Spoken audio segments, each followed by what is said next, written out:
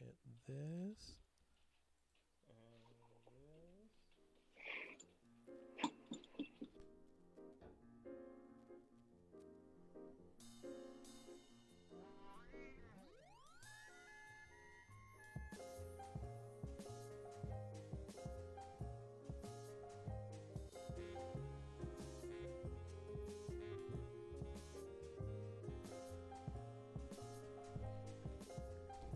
While you do that, give me a second.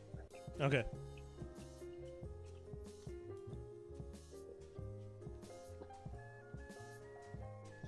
Sit down. Down. What's up, everybody? This is another edition of Not a Journalist. Yeah.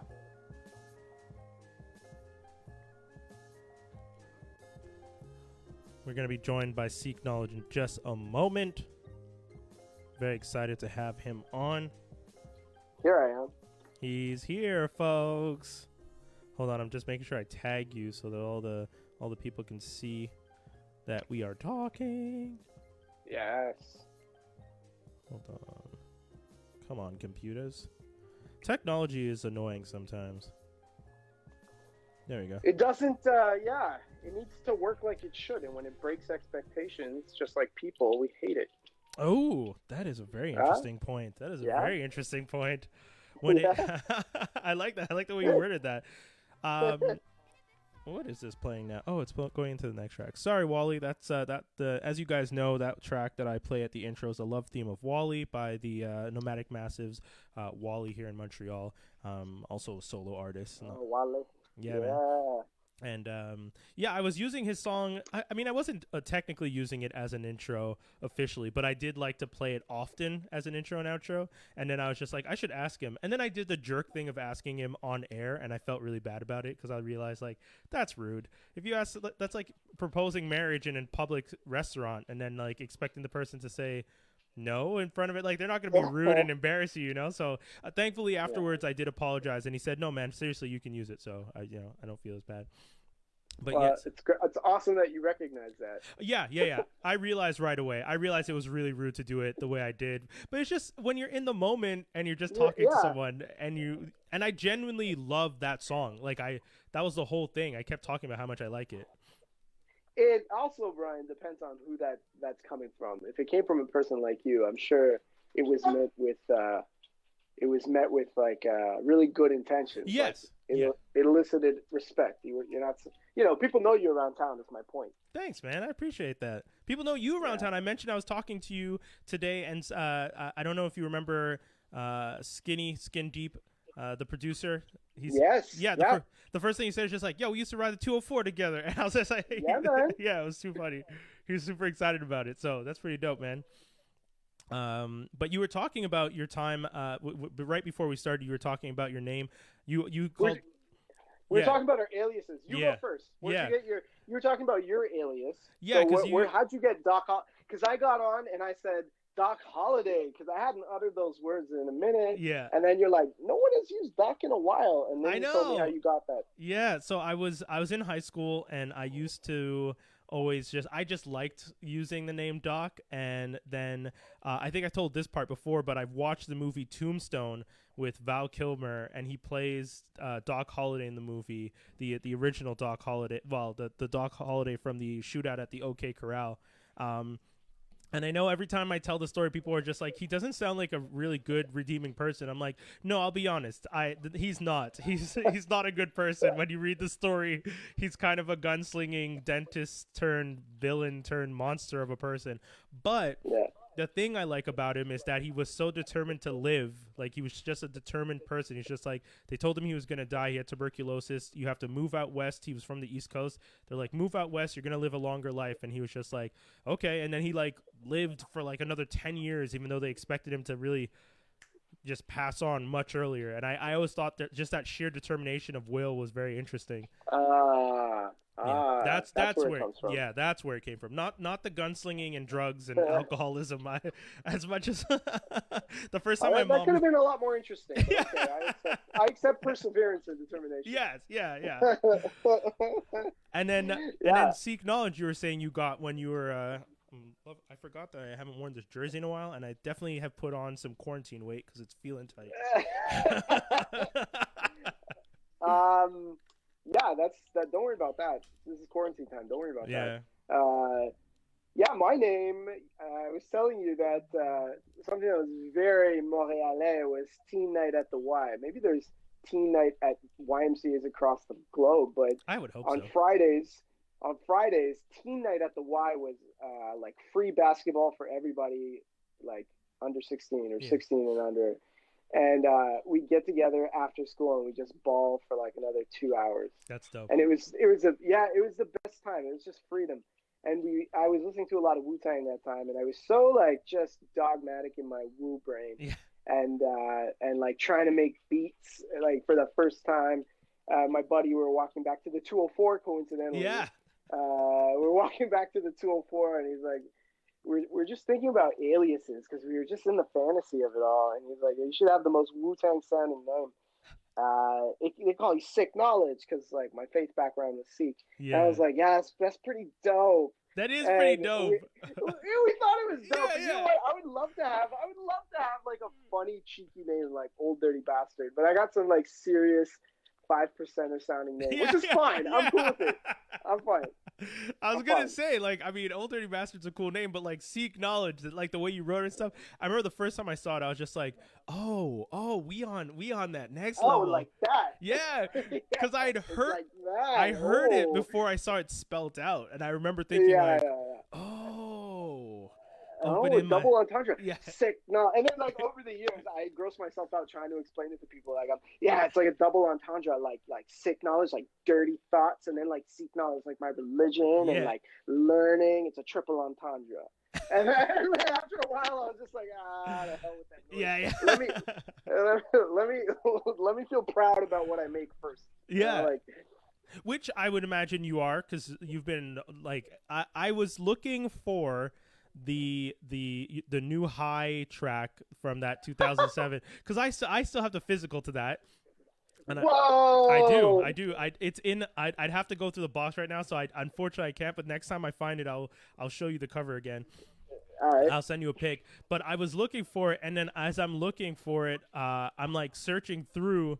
And I'm like trying to find. I find it on Bandcamp, and I was about to play it, and I was just like, oh man, maybe I should ask him if he still wants, because I don't know if you're just like, man, that was like 13 years ago. I've evolved as an artist. I'm not sure how I feel, because I know some people. No, I love the beats on that album 100% for sure.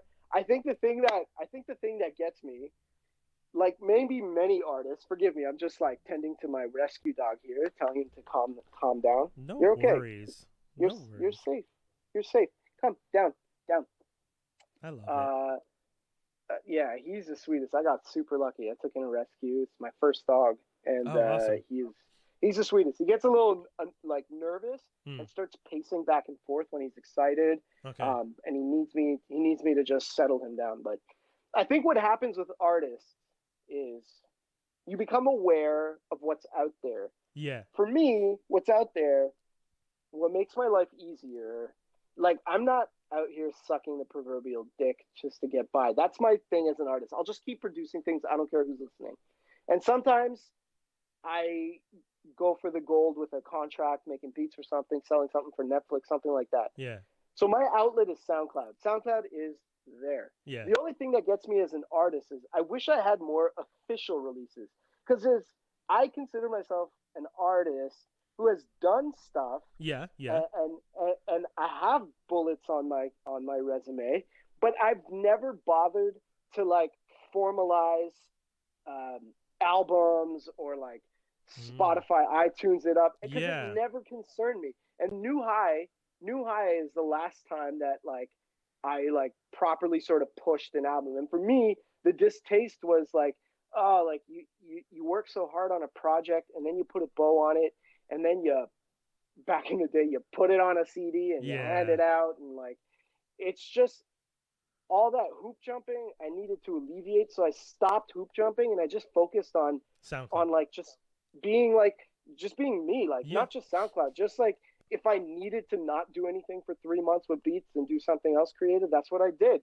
Or if I needed to, like when I moved to Toronto, I just started DJing a whole lot. Yeah. So yeah. if I needed to do that and like make my own remixes like a la Diplo, that's what I did.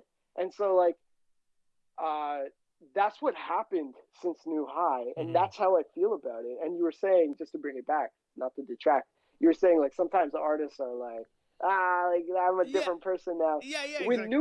yeah, I feel that. I mean, for sure, from like some older stuff. But with New High, I'm proud of those beats, man. Those were original. Like Dude, that had a vibe. It had a vibe. it And really like I did. was super proud. I was proud of that. I Those love it. beats. I still, no joke. I think I even posted a picture of it like a couple months ago, and you saw it, and you were just like, "Oh, okay."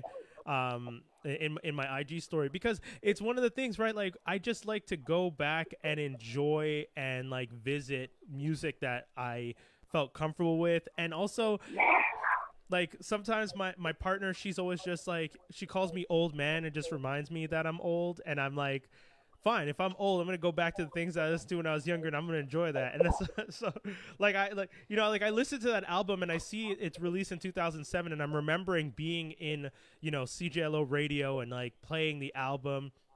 And I was just about to graduate university, and it takes me back to Yeah. all these like fun times that I'm thinking of, and like being in my buddy's car and like asking him if I can put it on, and we're like driving back to the West Island, and it's just a fun vibe. So that's why like it's so dope to still get to like pull it out every once in a while and be like, Absolutely.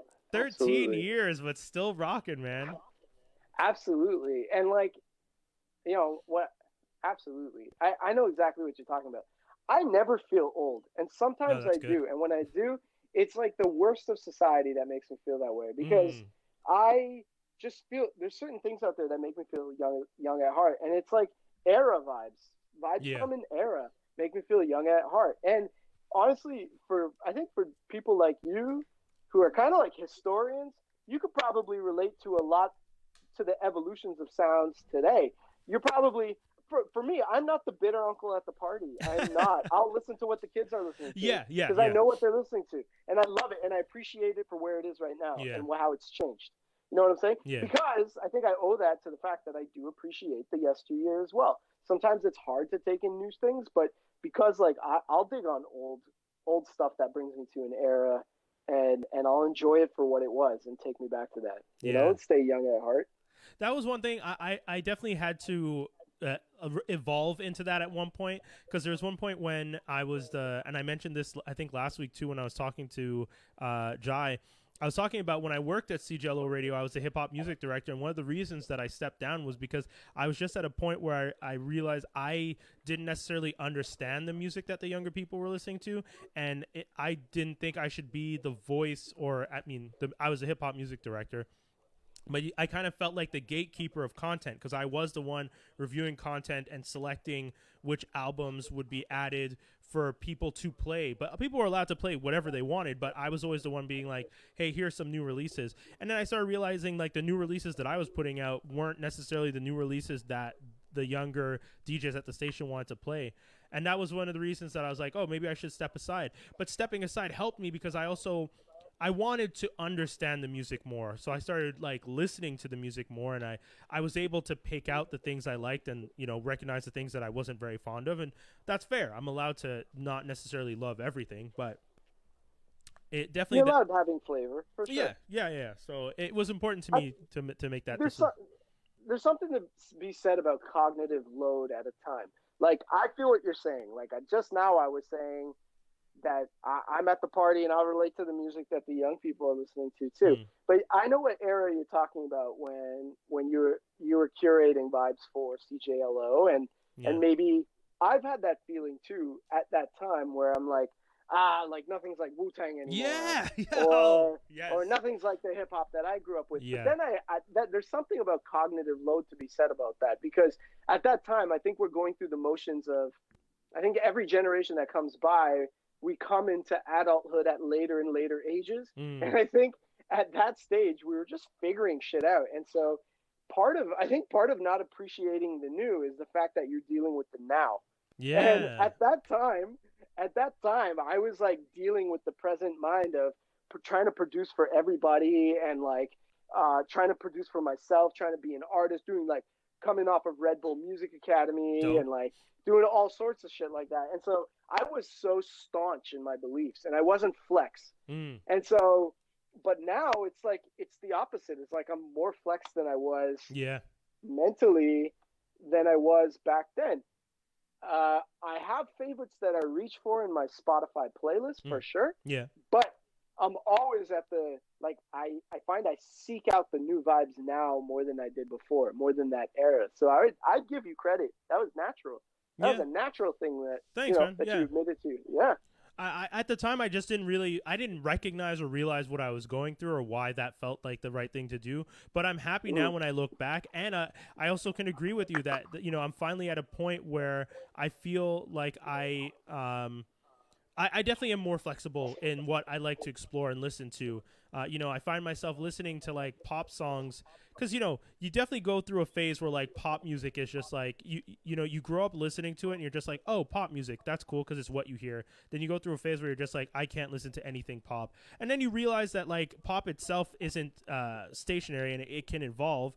And then there's certain artists that might be influenced by something outside of pop, but whatever they're doing becomes pop later on. It's so interesting that you're talking about that.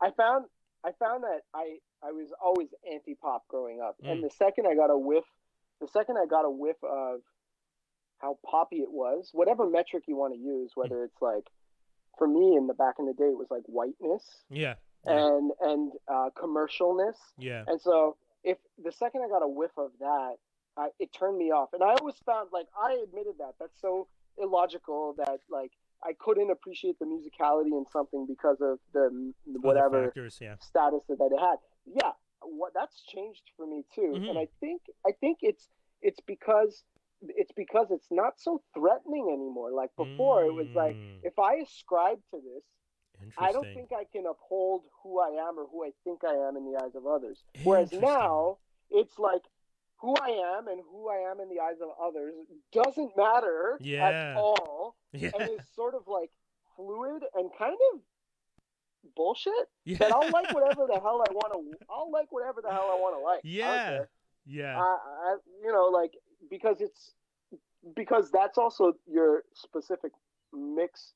That's what gives you your flavor. You know what I mean? So. I always get inspired by like artists when they're like Q-Tip. Like that in Q-Tip's Let's Ride, when he's like listen to the joints that I play inside. Marvin Gaye, Mos Def, and Biggie, then Led Zeppelin and Biggie, whatever he was saying. He was naming like all kinds of artists. And I was like, fucking Q-Tip listens to whatever he wants in his car. And I was like, you know what I'm saying? It's just open mind. An open mind our minds, I feel like, can always be more open. And back then, it was such a threat to feel like if you ascribe to something, that means you're that way or another thing. Like, so especially the like late 90s and early 2000s, like the like every movie showed you like the skater kids dress this way and listen to this. The hip hop kids dress this way and listen to this. And the insane classification mentality and putting people in boxes back in that day definitely led to a generation of us feeling like, just listening to a Green Day song when you were a hip hop head was like, whoa, you're listening to Green Day? And then you find out that all of your friends in college, like when you get to university, all of your friends, the hip-hop heads, were listening to the Kurt Cobain and the Green Day songs. They just all did it in secret and none of you spoke about it. And it's such a weird thing. It's such a weird thing because that same mentality, although I feel like it was a closed-mindedness, it also sort of, I drew on it for a sense of comfort. Maybe the world was too big and it was threatening. Oh, interesting. And so, you know what I'm saying, at that time. Yeah. And so we sort of like reduced it. We were so reductive. We reduced it down to our likes. Yeah.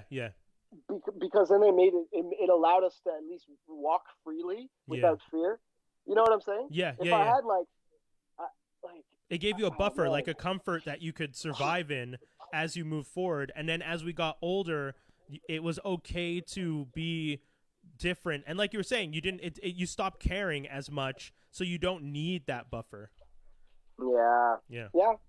And your life, I think your life experiences build up, and everything becomes slightly less threatening to your like who you are as a person. That you can open your heart a little bit more. You know what I'm saying?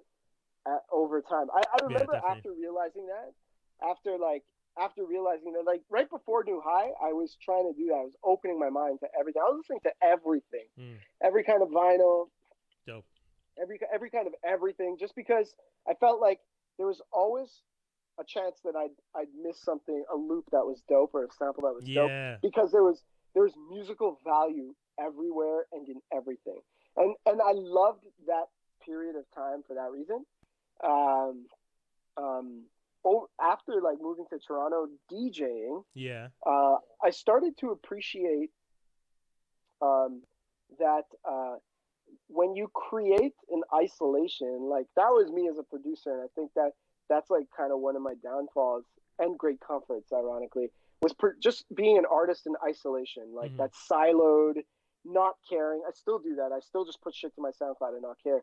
That siloed method of creating has the least amount of pain and threat, because I could sit here and be like, I don't care what people think about my work, but at the same time, I probably do. Yeah. And that's why I'm siloed, because the less you know what I'm saying?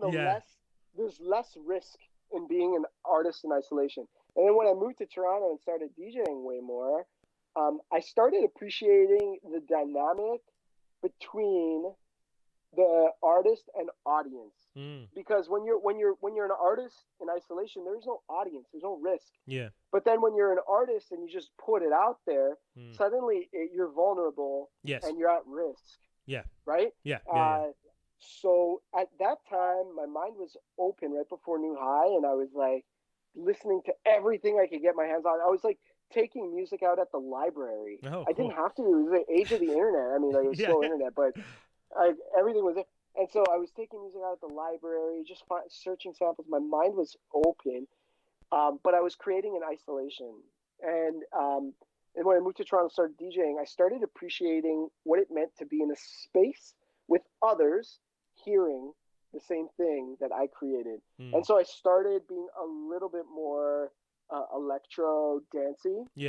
Still maintaining like production methods that were like kind of like the way RZA's arrangements are really willy-nilly and all over the place, or like the way Dilla mixes his stuff, like still maintaining that, but really trying to allow the audience to access me. And then and that I found super effortful, because you know the aesthetics of Toronto are very different from Montreal. I still kind of survived as a DJ here for sure. I was gonna ask what led to the move to Toronto. I'll let you finish that thought, but just so that I don't forget to ask it, because sometimes I forget to write things down, and then I'm like, oh, we've moved on 5 different things. Oh yeah, we talk about everything. I moved to Toronto because that was the year that Quebec was trying to make sure that as a clinician, I wouldn't be able to work because I wore a turban. And so that was one reason. And then another reason was I was out of a relationship. So I was like, I don't need to stay. I can work anywhere. I don't need to stay here. The island got small so fast politically and socially that I was like, let me free my mind. And my choices were let me go to Cape Town, South Africa. Oh, dope. Okay. New Zealand or Toronto. and Toronto was the most affordable.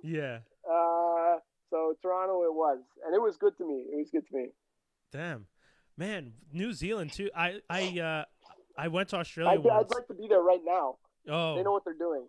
Yeah. Well, I have a buddy who just moved there, and like I saw the pictures he's posting, and he's just like, people are still in cafes and stuff, and I was like, God damn it! Like every time I see places. Yeah, and did you their prime minister or their the president, prime minister? I think President? prime Their minister. president. President is Prime it? minister? I don't know. Their country's leader. There we go. Their leader Yeah, their leader. is entertaining the idea of a 4-day work week. Oh, I which heard about makes that. Yes. so much sense. Yeah. So much sense. Hot damn. Yeah. I mean, yeah. Everyone is handling this thing. Every country is handling this in such a different way. I look forward to like when historians look back like 30 years from now and they're just like, so these are the countries that did not know what they were doing. Here are some of the issues that they may have faced, and these are the leaders that were not helping, that weren't necessarily guiding them as they needed to be guided at that time. Yeah, so you ended up moving to Toronto and you were DJing. I've seen, I remember when you first moved and seeing on social media, like there was a big presence in the like you were posting a lot about DJing. And did that come from just like when you got there, you had connections in the scene, or were you just like, I want to jump head first into this scene? Kinda, man. It's been a journey and a half of understanding what the scene is in Toronto and what it is in Montreal. Yeah. In Montreal, there wasn't a big queer scene that played urban music, or quote unquote urban music. I know that word's problematic for everyone. But and when I moved to Toronto, there was such a big queer scene playing urban music. Yeah. But the way they play urban music here is different than the way I grew up with my like chest banging straight bros. Yeah. And so, yeah. which is it's just so different. Like, yeah. And I'm caught between those worlds. Yeah. So I hit the ground running. I headlined a few parties here, and some parties were sustained, and I kept frequenting them. And then I just found the gigs getting harder and harder, not because technically or anything like that. They just weren't satisfying me. It became so depressing playing the kinds of stuff that really worked at the queer urban parties in Toronto. Okay. And it wasn't making me happy. Yeah. And so I started having waves of DJing where I would DJ all summer and then not DJ throughout the winter. Yeah. And I would focus on making beats in the winter and then like back to DJing in the summer. I just felt trapped between worlds. So I hit the ground running for sure. Definitely impressed a few people, definitely did not impress a few people. And that's just the way it goes. Right? Yeah, that's normal. I mean, every time I podcast, I know, like, I get some positive feedback, but then I know there are people out there who probably just don't do my shit, and I'm just like, yeah, well, like you were saying, whatever. I do this because I have fun. I like talking with people. I like catching up with people I haven't spoken to in a minute. I know so many people that have been doing such amazing things for a long time that any opportunity to reach out to them and be like, hey, I see you doing, you're in Toronto, you're DJing, you're making these amazing masks during a pandemic, which I see people posting about your mask, hashtag masks by SK, like, so I'm just like, well, do you got a couple minutes so I can brag about how dope it is that someone I know is doing this cool shit? Like, that's what's fun, Well, I got a couple minutes for you, man. Of course I got a couple minutes. You're like for me, you're giving me access to my world, like Montreal. Yes. Hip-hop, But so I mentioned the mask. I know we talked about it, but the mask kind of came about with the pandemic, and you just started putting a spin and just started going at it. And was the Wu-Tang Clan one the first one? Because okay. Yeah, it was. Yeah, thank you for noticing. Yeah. It was. I sew. I know how to sew. It's a skill my mom gave me. Yeah, like simple things. And so when this hit, I saw like a mask tutorial. Like this is when it first hit. Yeah. And I was like, I could do that. I got material. I could do that. And then pull out the sewing machine, pulled it out, threaded it up, done. Took me like 20 minutes to make it. It's a wonky. I still have it. It's my first one. It's wonky. Yeah. But it's I still wear it, and people are like, "Yo, where'd you get that?" So I did that. I put it up, and then somebody's like, "Oh my God, can I buy a few off you? What do you have?" And in my mind, I was like, you know what? I am going to ride this wave. Yeah. And so I was like, I followed hospital specs for public use, and I just started sewing away. And it's been pretty good. I have like a new design, like that I want to implement right now. I think what we're learning is we need to see each other's faces. Yeah. Like it's cool to do stylish masks. Mm-hmm. It is, and like I have a bunch, and people are wearing them. That's fine. But by training, I'm a speech language pathologist. Another speech language pathologist came up with this mask design where she put like vinyl, clear vinyl in the middle. So because even as hearing people, we lip read to disambiguate. Yes. You know? Yeah. And not only that, it's like we need to see affect to, especially honestly, man. This is a person of color thing because I'm not sure. Watchmen, the series, brilliant. Yes. All about how people of color can't wear masks without being villains. And so yes. I don't That's feel a big right. I don't feel right.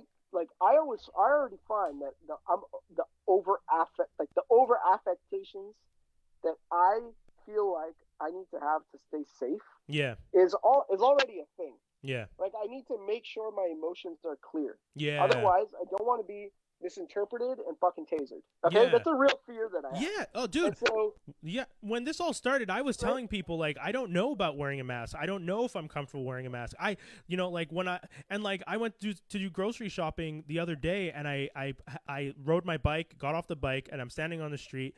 And then the second I put the mask on, I get this sense that like everyone is like staring to be like, this really big black guy has a mask and has shades on and is walking around the store. And so I'm that's not in your head.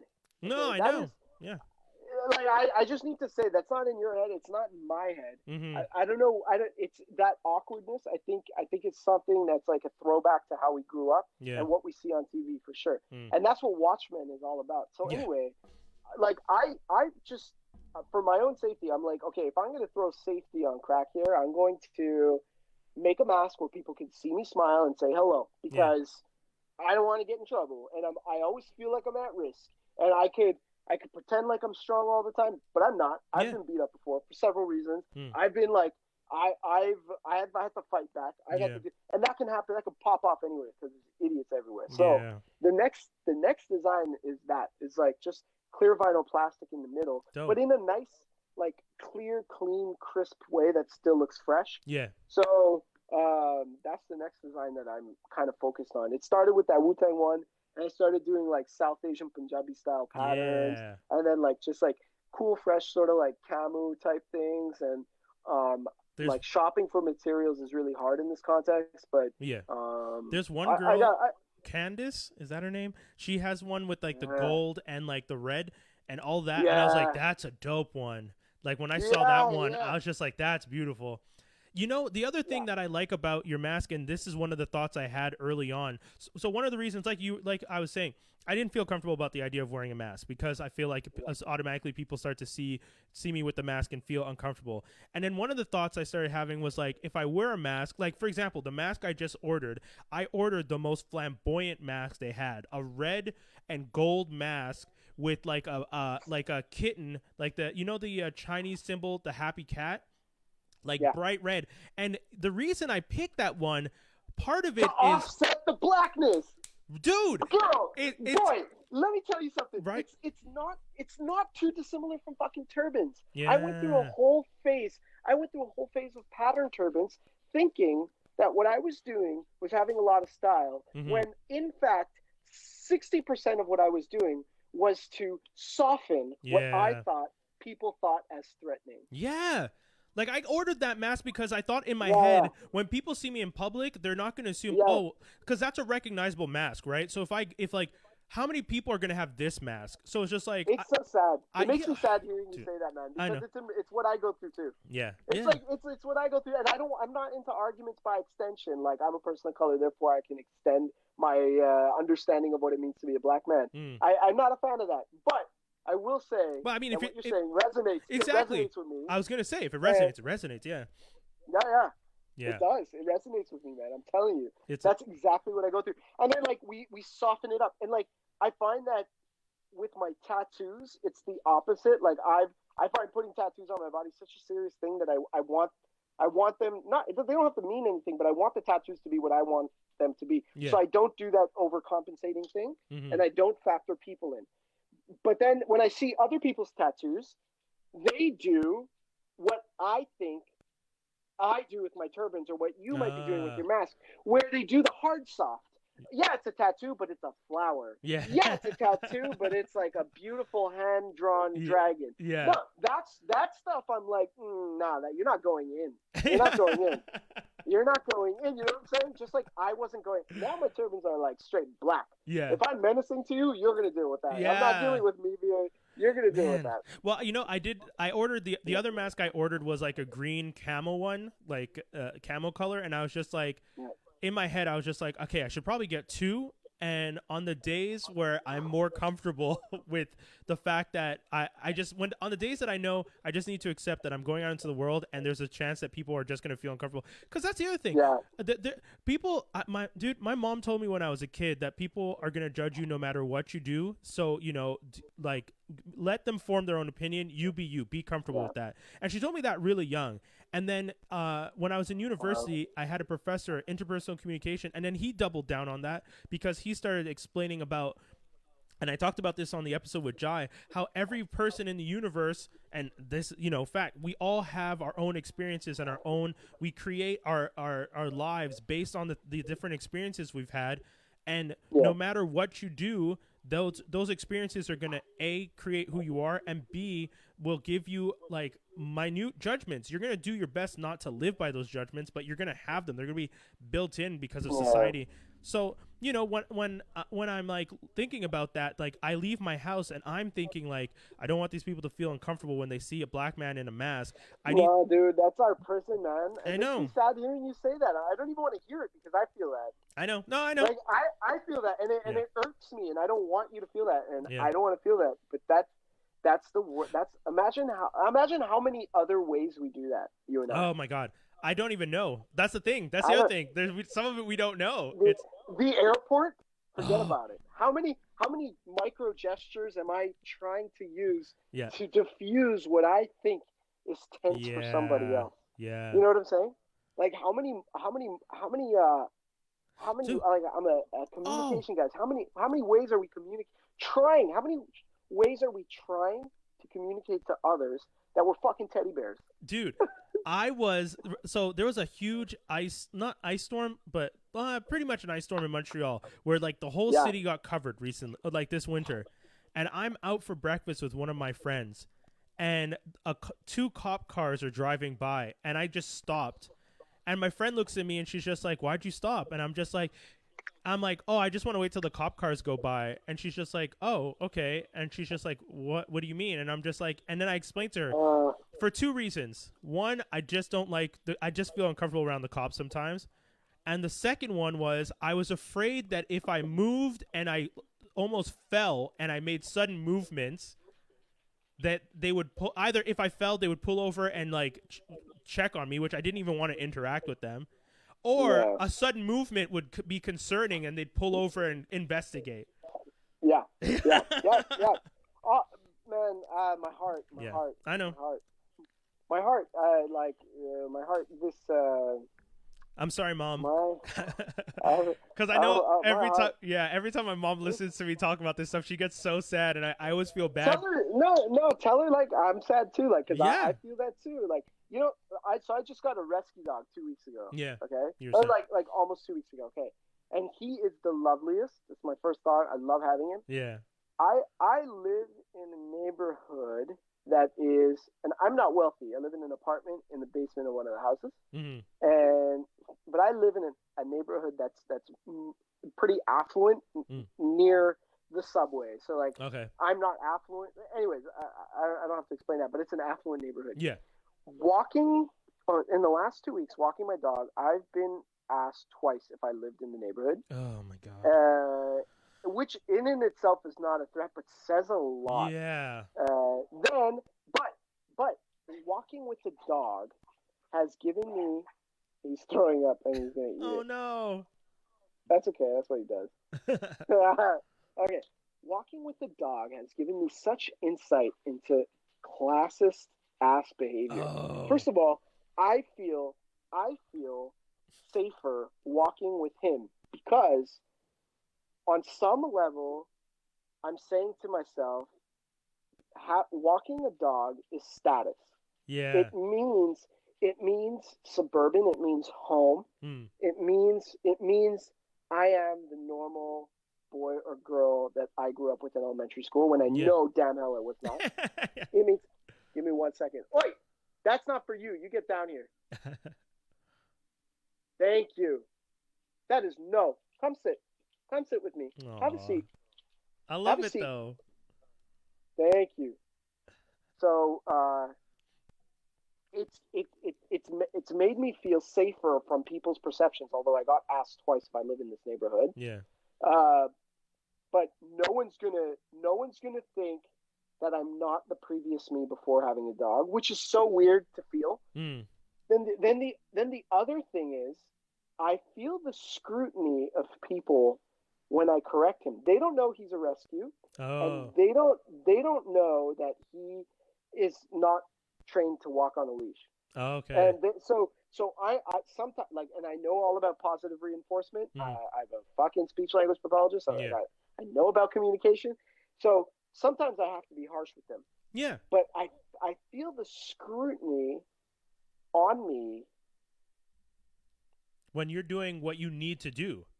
Dude, as if I'm being extra harsh. Now Yeah. that for now, I'm like that's in my head. That's in your head. That's from all the past judgment and what people have said.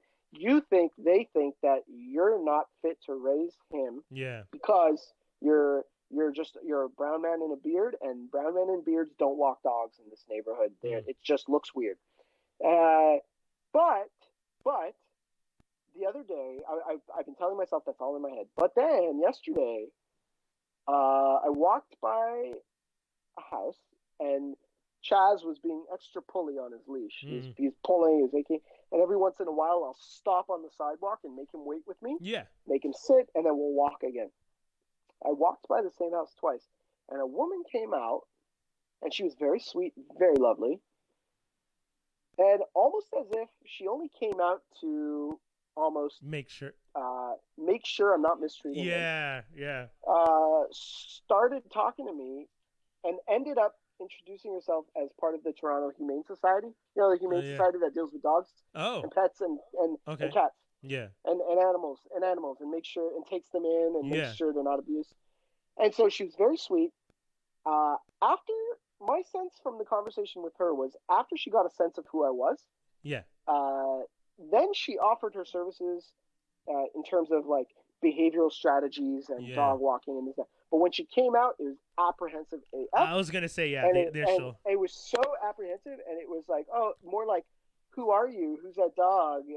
How old is he? Checking up. What's his problem? Yeah, but here's the sad thing is, I fucking kicked it into high fucking overcompensating gear and spit out all the facts that I thought she needed to know. He's 8 years old. He's a rescue. He's just learning, so I got to correct him sometimes. And that's on me. But the thing is, bro, like, well, it's you buying your cat mask. It's me wearing my pattern turban. It's the tightrope, right? Like it's the balancing of.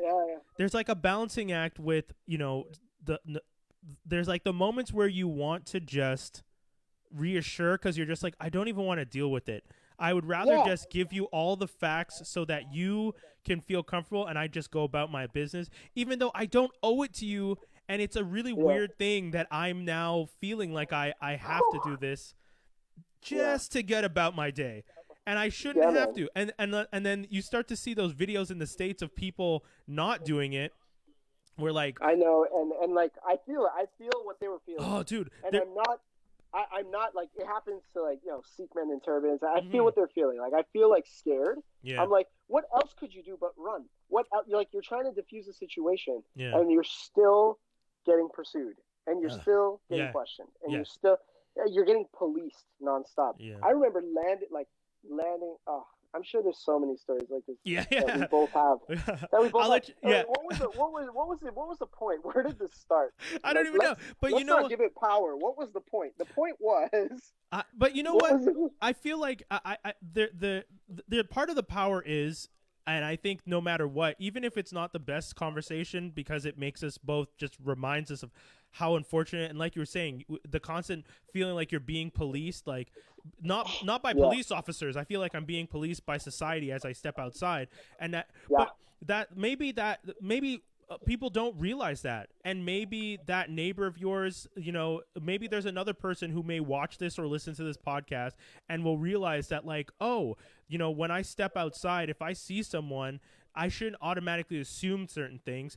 And I say that, but at the same time, I'm thinking like, well, my one podcast can't counteract the like 20 years of television and media that they've watched. So, but I'll try.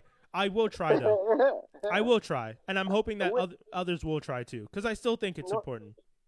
North America is fucked, bro. Oh God, that's a whole other conversation. I've had it's like I love where I was born. I love our country. I don't even need to explain that. It's just I think when you have a whole territory and region that's built on oppressing people, that doesn't leave the system.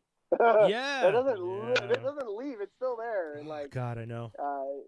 And like we're just here trying to deal with it the best way we can. So I will bring it back, because the whole thing started with I was thanking you for making the masks. Because the mask conversation, I was explaining that I like your mask. And what you're doing is great, and so cute. So I'm not a dog person. My unfortunate situation is I had a very bad interaction with a dog when I was 8, and I just never got over that. But I do love. That's fair. I think dogs are so cute. It's just that I have this like weirdness where I just sometimes don't feel comfortable around them. But that's me. But I like the little face he makes when he's next to you, because obviously he's already happy. But yeah, I mean, the mask, you making the mask and creating something. One of the things I wanted to say was it's cool to see that you as an artist express yourself in such interesting different ways. Like, you produce music, you rap, you produce beats, and then if I ask someone, like, what are the different forms of expression that they have as an artist, and it's all music based, I don't automatically think sewing. But your masks are art. It's pieces of art that you're creating, which is so dope. Oh, thank you. I think you have to. The second you find, like, you ever watch the movie The Core? They're trying to get to the middle of the earth. Yeah. Like they're just trying to like kind of like sleuth through to get to the core. Yeah. Like I honestly feel like that's what emotions are for me. Like they're always just trying to like get out, and sometimes it results in like a good ugly cry with a best friend, and sometimes it results in like making masks straight up or making beats or writing or something, right? Like it's just I think like creative folks like yourself included, or you know what, I'm gonna say all human beings to some extent have a capacity to be creative to get through a problem. And I'm just gonna say it that way, and that's like fair. I think that's a fair statement. And like thank you, like those are large words. I was watching like The Creative Brain on Netflix the other day, or The Creative Mind, and Khalees was on it. Khalees Milkshake. And then she was on it because after, like, first of all, the way she interviews is like she's a real human being when she talks, in the sense that the overall message of her interaction is what she's saying. It's not her brand. And like it was so refreshing to see her talk. She is that Milkshake, one of the biggest songs. You can play that in any party. Yeah, easy. Easy anywhere across the world, anything. And that works. Granted, like Neptune's produced it, but like whatever. She, after making millions, went to chef school. What? Like with a bunch of other regular ass people, learned how to cook, and now is doing her thing as a chef and like teaching people how to cook online. Yeah, I didn't know that. No, fresh to death. Like love it. And that is so dope. And I was thinking about her, and like.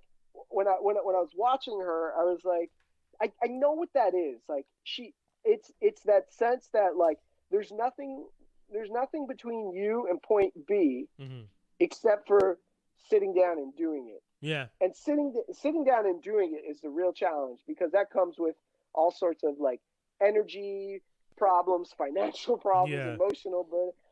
But when you could sleuth through to the core, like in the movie, it just happens, and you just got to ride that wave. So in this situation, I think looking at my music equipment was giving me anxiety because for so many reasons that we don't need to talk about right now. But I was like, you know what? I can make these masks. It's easy for me. Yeah. It's manageable. I can flex a creative muscle. I can imagine somebody wearing this color. It's simple. It's not over the top. I can imagine somebody wearing these patterns, these ornaments, these notions, like so. So yeah, like thank you for saying that, and that's just kind of the way it escapes for me. And I'm grateful that it like that's the way it panned out. They're dope, man. You know what I'm saying? When the vinyl one comes out, expect a DM because I definitely, all that joking aside, I would like to have a mask with the so because that's the other thing. I do I say this as a joke sometimes, but my friends always tell me like I have one of those like contagious smiles, and I like feeling, even if. And this is the weird, crazy thought sometimes, even if it's a weird defense mechanism that I grew up with to have this smile, I do appreciate that it's my smile. And I like that I have one that people find contagious. And, wearing the mask and mask culture, when I saw that article, because I do remember seeing the similar article that you were talking about where they are talking about like, people need to see, like my sister is special needs, and I can understand that, having grown up with her, there will be times where it would be more comforting to her to be able to see someone smile. She definitely doesn't like when people have masks. Like when we've gone to the hospital, you can tell when she's less comfortable and when she's more comfortable. Like she likes seeing a smile, and I think everyone likes seeing a smile if you're, especially in a situation like a hospital. Absolutely. So 100%. Yeah. Tough. It's tough, man. Yeah. It's tough. I think like the vinyl would be really cute to have and very functional and scientifically necessary. Yeah. I also feel like styling is so important as well, like just feeling fresh. Yeah. And the function of the mask is you shouldn't be touching the outside because that's where particulates build up. Exactly. Yeah. So I'm imagining a mask situation where you could have like some sort of stick that's attached to the front, a front panel, and you could take the stick and you could unveil the vinyl, the clear vinyl, so people could see your mouth. You could talk, you could smile. Yeah. And the only reason why I'm imagining that cover panel, not only just for style, but I think it's such a nice act to lift your hand and unveil your mouth, as opposed to just the mask being a vinyl and being there.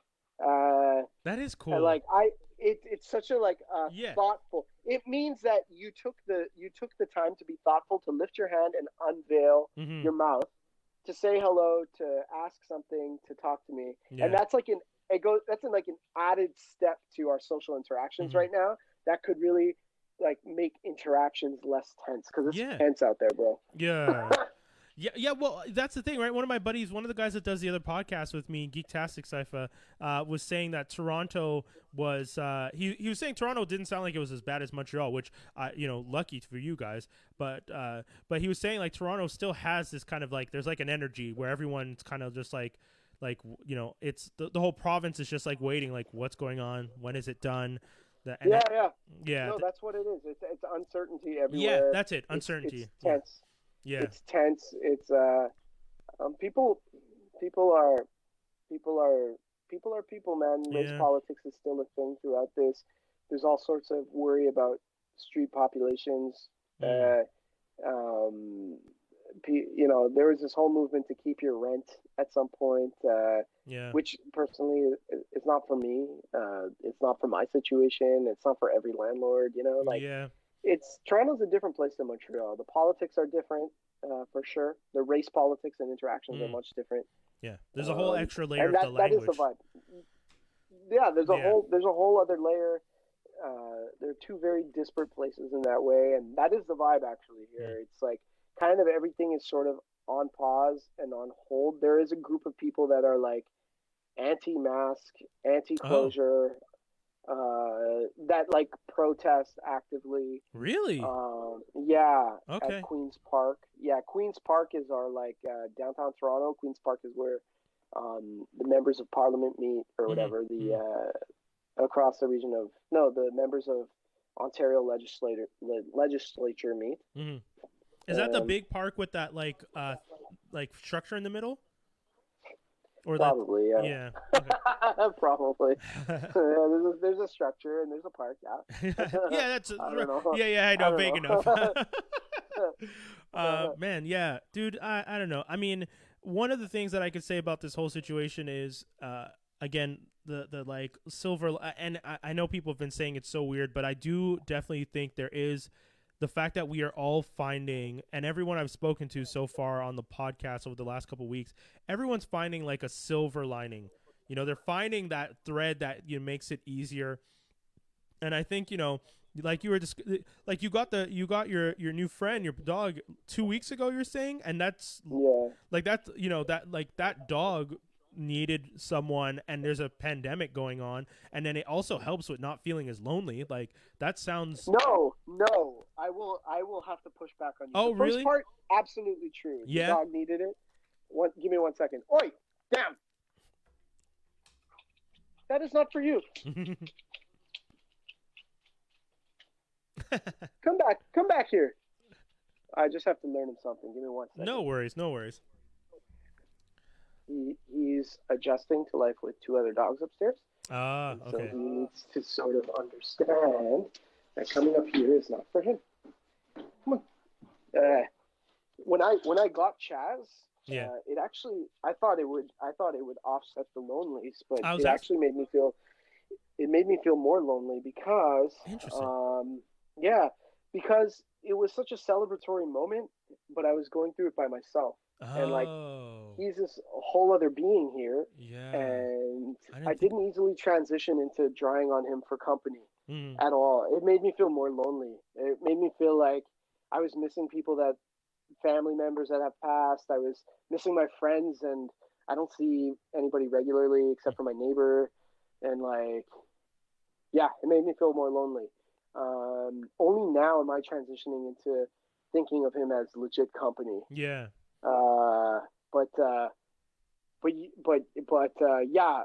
That's fair. That's a very interesting point. I didn't think about the it's kind of like that idea of like someone new is in my life, and then you turning to like other people and being like, look at this, like I'm so happy, and them celebrating with you.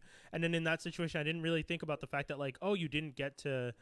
Yeah, man, that is true. But I mean, I'm happy that you've gotten to a point. I mean, that's how you're feeling. But one of the things that I think is important about these conversations I've been having is like, I don't necessarily think that way, but hopefully someone who's listening does think that way and realizes that it, he felt it too, but it also passes, and you do. Yeah, it does pass. Yeah, and which is good, because sometimes I mean, I miss the normalcy of like the freedom of movement. Yeah. And something simple like going to a cafe or going to get a drink or flirting or something like I miss all that, and like but with him here, I think I have more resources to not feel lonely. That's a good way to put it. Slow and steady, man. I mean, this whole situation has been pretty crazy, but I am looking forward to us getting some sort of slow and steady back into society. I mean, I've been seeing Toronto. If I'm not mistaken, Toronto is slowly rolling out. I know Montreal was trying to. I know the surrounding areas are trying to do like Montreal. Just I don't know, man. I know. I honestly think we need a break for a year. Society from any risk of being fired or evicted or losing our jobs. I think we just need some sort of guarantee to make smart choices, because people are feeling not so safe right now. Yeah. And when people don't feel safe and they feel stressed, they make dumb choices. And right now, there is a phase in. I'm part of the first phase in, so I'll be returning to my day situation soon. Okay. But for me, I'm grateful. I get to retain a paycheck. Absolutely. But it changes the way I do my work. Like, as a clinician, I need to connect with kids and families in person. Yeah. And working virtually is just not the same. It's not why I got in the game. It's not satiating me. But for now, that's what we gotta do. And I don't pay attention to the news so much, but I pay attention to a lot of podcasts and journals that talk about vaccines and different clinical trials, and that has me feeling hopeful. Yeah. That we're working as fast as we can towards the vaccine. It's very interesting. and kind of gives me a good measure as to how we can get back to normalcy, as opposed to the news is so gloom and doom, and like from the States especially, it's just too much. Yeah. But you know, we have a lot of smart people working on vaccines in ethical, nice ways, and I think we're gonna get through this. Definitely, dude. I want to thank you so much for this conversation. This was one hell of a conversation. I had a lot of fun talking with you. Me too. Me too, man. This was great. The catching up, and also just you know, I really appreciate that we got to discuss things that may not be the most comfortable, but it makes me realize like I'm not alone in feeling that way. Because sometimes, like, you know, I appreciate my partner; she's wonderful, but she's not a person of color. So sometimes, you know, I explain the things, and I know that she understands, and I don't feel alone because I don't think she gets it, but I guess there's that moment of being like, but I don't want to try and put that burden of I'm a person of color and you're not. So here, understand this though. Like, here's the gift of partnerships aren't built on like guilt. Yeah, exactly. And that's a beautiful thing. And that's a beautiful thing. And just because you and I feel a certain way doesn't negate the love and support. So, yeah, exactly. Yeah, you know what I'm saying? So that's great that you have that there. Yeah. Well, dude, thank you so much. Can you tell people? I mean, I already put the links in the post when I originally posted it to the SoundCloud and your IG. Yeah. But if you want to just say them also, in case someone's embedded this and they're just watching and they don't get to see it. Yeah, absolutely. Where can people check out your social media stuff, man? So SoundCloud.com/Sikh Knowledge. Just like press play, and that's my vibe. And that's the stuff that I create. And then just check out my Insta for different mask styles and more and more shenanigans with this guy right here. Taking a nap and yeah, like onwards and upwards. I hope I could drop another formalized piece of like an oeuvre, like an album very soon. I've tried several times, and then things. I think this is allowing me. This period is allowing me to be vulnerable. So I'm gonna just harness that and drop something. Hopefully. Dope. Yeah, man. Well, you know me. I'll be there. I'll be supporting, man. So I look forward to it. I know, and I truly appreciate that, man. Thank you. I'm gonna play it. Did I still have it? I had it. Where did I? Hold on. I know where to get it. I'm holding. But we talked about it, so. Oh, I know. It looks like it's on. So for those of you who may have missed the beginning, we were talking about the fact that here we go. I think I found it. I wanted to play New High by Sikh Knowledge because that always was fun to remind. Yeah, there we go. Found it. So yeah, let's play. You know what? Let's play the title track. Why not? So for all you kids out there, if you haven't, you can still get it on Bandcamp too. Oh shit! Where is that money going? I have no idea. I don't know how. I mean, I see it on Bandcamp. That's where I'm playing from right now. Oh shit! Yeah. Someone's making some money. Okay. I think it's listed under Jai's. Following Jai. Yeah, I think it's listed under Jai's account. Okay. Well. New High. But yeah, let's play some New High. Play that. That's wicked. Yeah.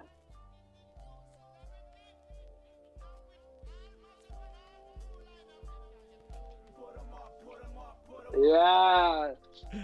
All right, bro. Peace, man. All right, brother. Take care. Take care, brother.